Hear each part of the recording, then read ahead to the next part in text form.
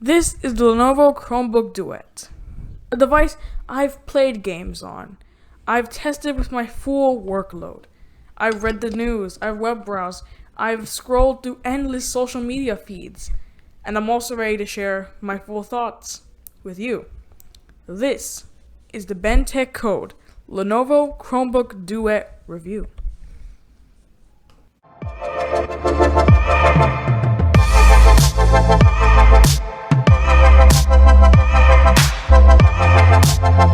To this device, it's a tablet, not a Chromebook. At least that's my opinion on it. So that's how I'm going to review this device, as a tablet, the way I'm using it, as a tablet. So let's look at what makes a good tablet: design, hardware, and software. First, let's start at design. On the back, we see a matte two-tone color scheme. It's really nice. I love it. It's unique. There's a Lenovo logo and a good Chrome OS logo. Thank you very much. 5 megapixel shooter, 2 megapixel interior. And when we look at the interior, we see this gorgeous 10.1 inch display, which I'm talking about later.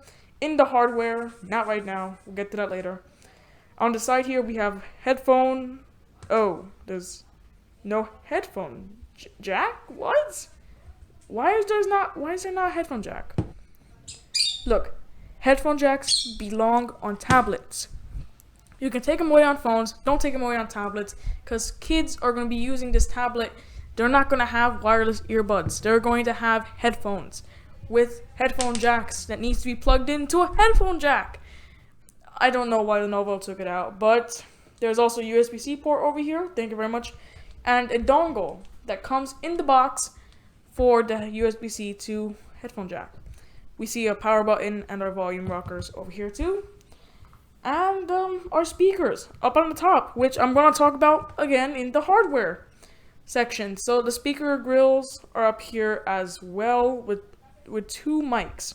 So dual stereo speakers, dual mics, which is great because in the age of video calling, you're going to need all the audio power you can get along with, camera power, because we're living in the midst of a pandemic. So this is great. I'm glad Lenovo took the time to put these in there. Anyways, let's go on to hardware. Processor, 4 gigabytes of RAM, 120 gigabytes of storage, 10.1 inch display with a 1920 by 1200 pixel display. Actually, I think I read that wrong. 1200. If anyone's interested in that, I'm so sorry. 7,000 milliamp hour battery with a 27 watt hour rating, 10 watt adapter, 2 speakers, 2 digital microphones, 1 USB-C port, no headphone jack, which I actually already made a big deal about in our design section. Anyways, so let's look at that hardware. But let's talk about that processor first. So this processor is no slouch. I know MediaTek. The name, when you think about MediaTek, you're not thinking, rocket powerhouse, because it's not a rocket powerhouse. This is a normal processor.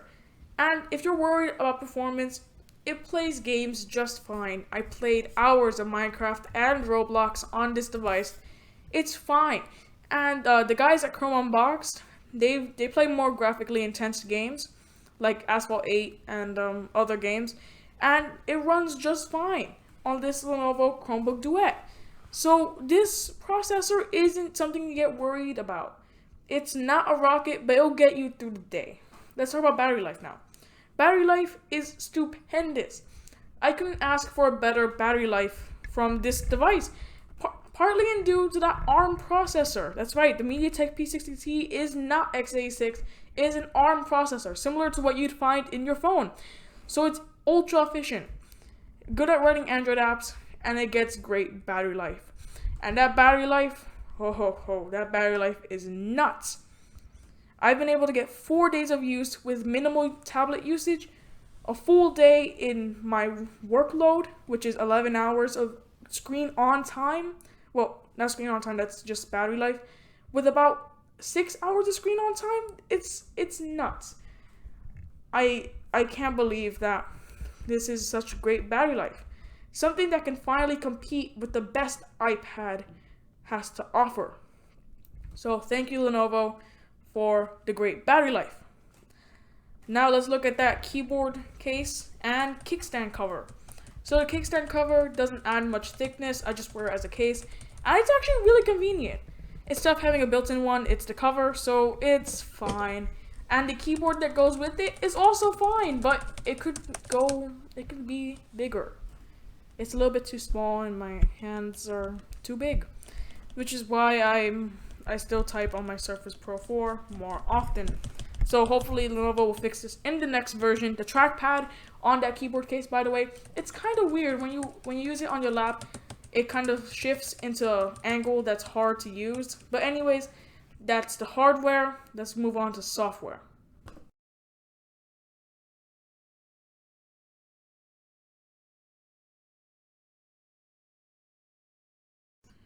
So let's talk about software. So software has some new tricks. This is running Chrome OS, and software has some new tricks. So in this software release, we have new gestures. So when you open up an app, you can now swipe up to get the dock, swipe up even more to go home, and use a little back gesture, right, seen in the video, to go backwards. This is a lot like the Android gestures we've seen on Android 10 for months now. So this is great. These gestures finally make Chrome OS feel like a tablet operating system. Although it can't exactly fix the app situation, which we need to talk about. The app situation on Chrome OS isn't dire like on Windows Phone or even Windows. There are good tablet apps. But the wide majority of Android apps just sometimes have bugs. Too many bugs. In fact, I had a recent experience where I was depending on one Android app and it wasn't the hardware that faltered. It was the app. So yes, the apps in Chrome OS. Web apps will perform best and are the most reliable, so stick to those when you can. But if you need something that will work offline or you just want the Android apps are usually good, but the wide majority of them are not optimized for Chrome OS and not even optimized for tablets in general. So be warned. Overall, the software situation is great on Chrome OS, but apps, they could use some work.